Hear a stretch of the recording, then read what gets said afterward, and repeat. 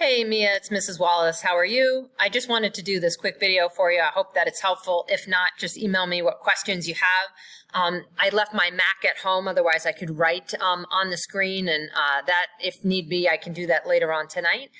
So a few things. One thing that's a little bit different about the transatlantic slave quiz. First of all, it's very short. It's only 6 questions, so I can give you an idea of some of the things to study. I would study the benchmark questions, the answers to that. You did an assignment on the transatlantic slave trade, and it's a Bentley reading and a few questions. You do not need to be responsible for the reparations reading that is at the bottom of that assignment. Just kind of put that off to the side, but you can definitely look at the information in the Bentley text, okay? I have a map up and just kind of highlighting one of the things that we talked about in class, and it's in the reading. There's a lot of political variety when it comes to the different types of states that exist in Africa. Without a doubt, Africa is like a huge space, so it's like impossible to talk about it as one single space, right? It is a very varied place in lots of different cultures and languages, more than 2,000 ethnicities, for example. So even in the modern day, it's incredibly varied and diverse. But one thing we'll notice is in Africa at the time of the transatlantic slave trade, so even right before European contact with Africa in terms of the slave trade, we have this large-scale Songhai Empire up here in the western portion, the cities of Timbuktu and Gao and Jenne. This is a large-scale empire. It's an Islamic empire, and there's a lot of diverse peoples that have been conquered by Sunni Ali, who is one of the initiators of the Songhai Empire, but it's a very sophisticated and wealthy empire because it controls the trade routes in this region. And enslavement exists in the Songhai Empire, and it's a large-scale empire. So this particular model exists in Africa, very large, sophisticated urban agricultural centers.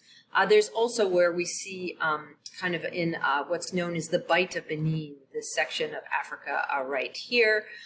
We see, and I'm trying to move my cursor over there so you can see it, but we can look at Benin, Igbo land, Yoruba land. This would be like where modern day Nigeria is.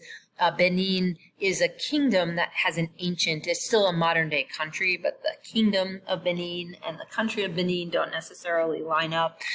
The ancient kingdom of Benin, or the post-classical kingdom of Benin, is a one that is led by an Oba, somebody who has particular power governmentally, also to some degree religiously, and there are a lot of traditions within the kingdom of Benin that include specific types of art.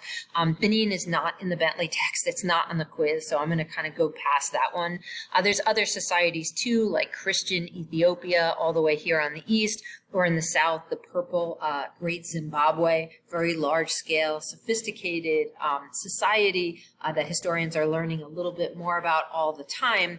The focus for us is really the Songhai Empire, and also Congo, which you see in the orange, kind of right near the Congo River. There is a modern day country called Congo, but this kingdom of Congo is much closer to modern day Angola on the map. The kingdom of Congo is new in the 1400s.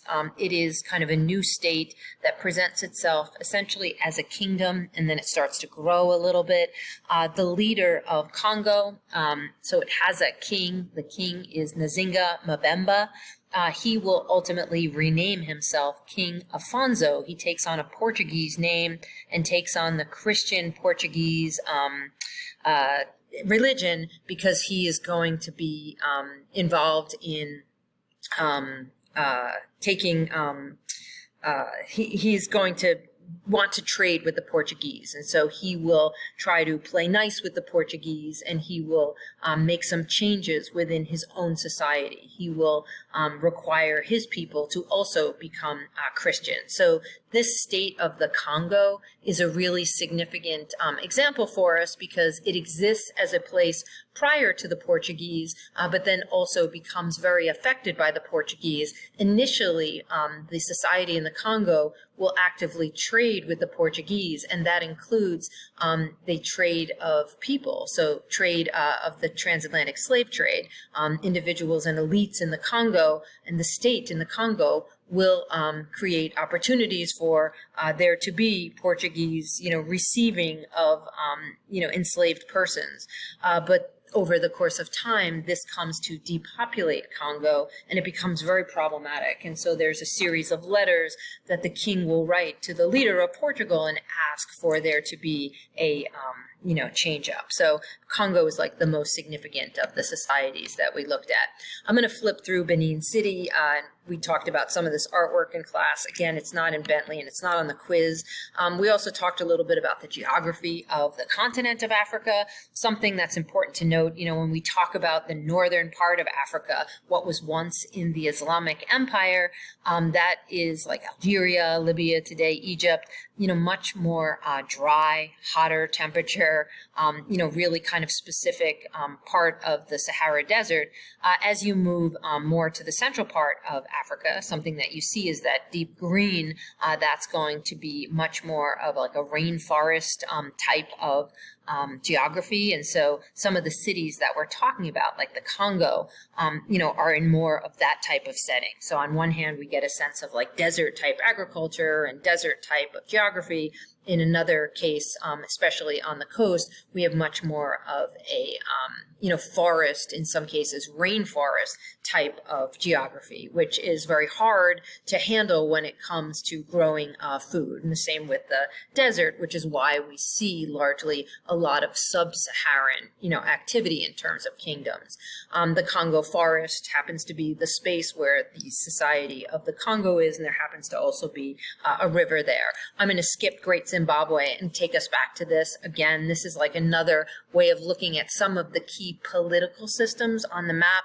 You see Congo here, that's going to be a focus for us. Sometimes it's spelled with a K, sometimes spelled with a C, same thing. And then also a little bit of north of that, we see Songhai, this very large society. There are others also. We just did not look at all of them.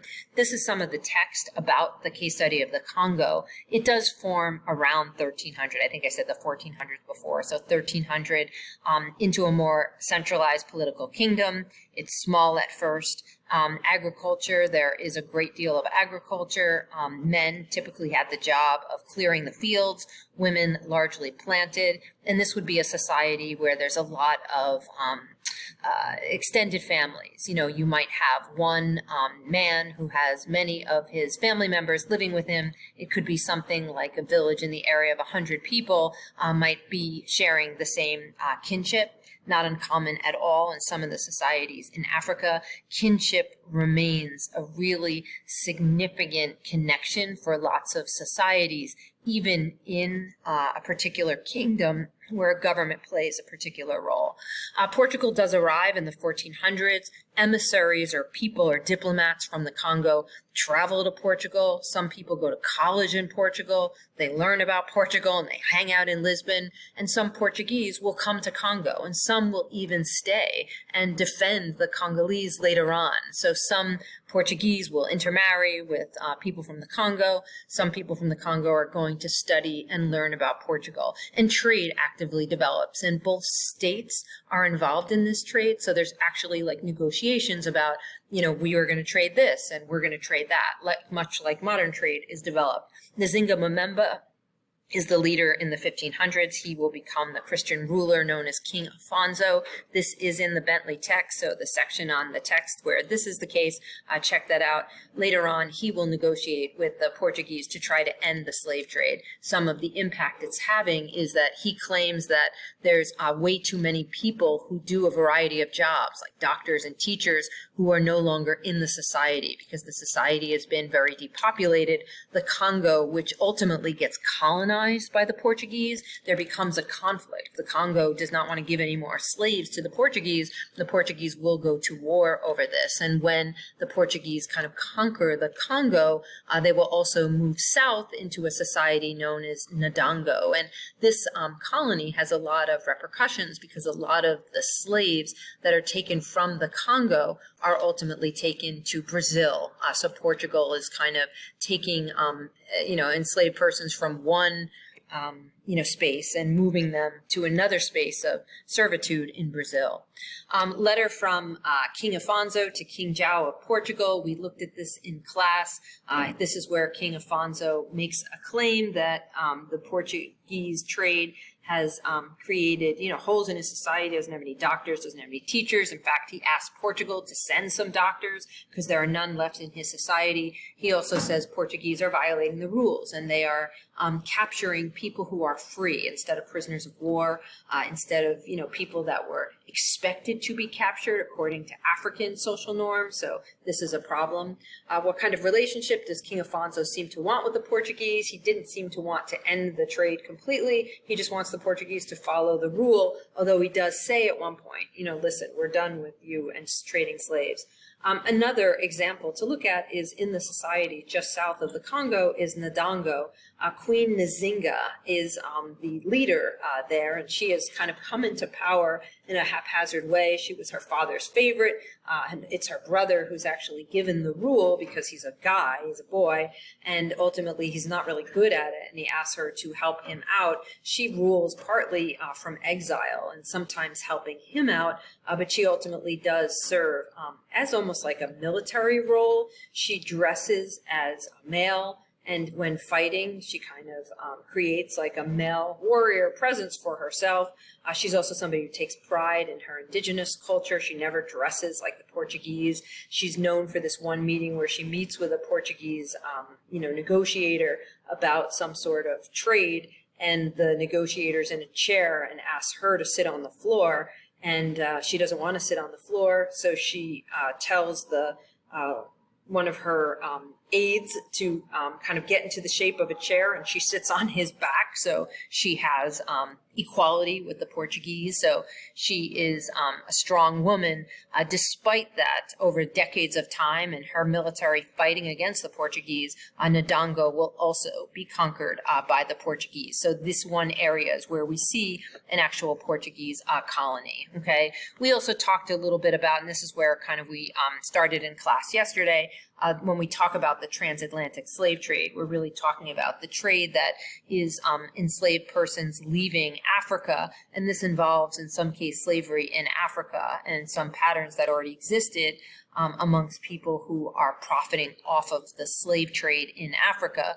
And then Europeans who are going to increase the scale of this trade and also develop it in a way that's going to be much more large and profitable and have lots of repercussions, of course, for individuals. And so the transatlantic slave trade is this trade where individuals are leaving Africa, largely going to the Caribbean and Brazil, also some to the United States, and then goods in exchange for those enslaved persons are going to go back to Europe, and then some of those goods again are going to go back to Africa to exchange for more slaves. And the buying and selling of enslaved persons becomes lucrative as an activity, not just those individuals who are using enslaved persons for labor, right? So the kind of amount of profit that gets made off of the trade is one aspect. And then, of course, there's a great deal of profit made off of the labor. Okay? Be well. I'll see you in class.